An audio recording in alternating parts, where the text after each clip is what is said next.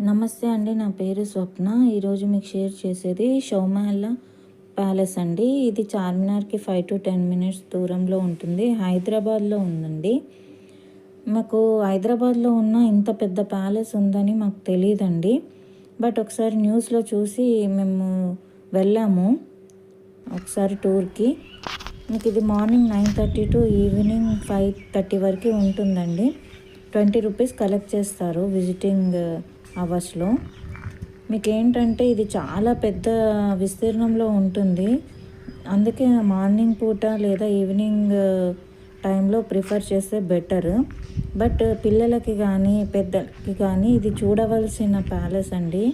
అసలు ఇంత పెద్ద ప్యాలెస్ నిజాం ప్రభుత్వం నాటిది ఉందని మాకు అసలు తెలియదండి. 20-30 సంవత్సరాలు హైదరాబాద్లోనే చదువుకున్నా కూడా అక్కడ ఇంత మంచి ప్యాలెస్ ఉందని తెలీదు. మా అమ్మ వాళ్ళు చెప్తే వినేదే కానీ మేము ఒక్కసారి కూడా చూడలేదు. బట్ ఒకసారి అయితే విజిట్ చేయండి. చార్మినార్కి దగ్గరలో ఉంటుంది. అంత దూరం వెళ్ళి ఈ ప్యాలెస్ చూడకుండా రాకండి. మీకు రాణి దుస్తులు, రాజు దుస్తులు ఉంటాయి. అవి వేసుకొని ఫోటో అనేది దించుతారు. 50 రూపీస్ కలెక్ట్ చేస్తారండి ఇక్కడ. కాకపోతే చాలా మంచి ప్యాలెస్ అండి ఇది. లోపలికి కూడా అలో చేస్తారు. మీకు అప్పుడు మాత్రం ఫోటోలు అలో చేసేవారు, మరి ఇప్పుడు తెలీదు.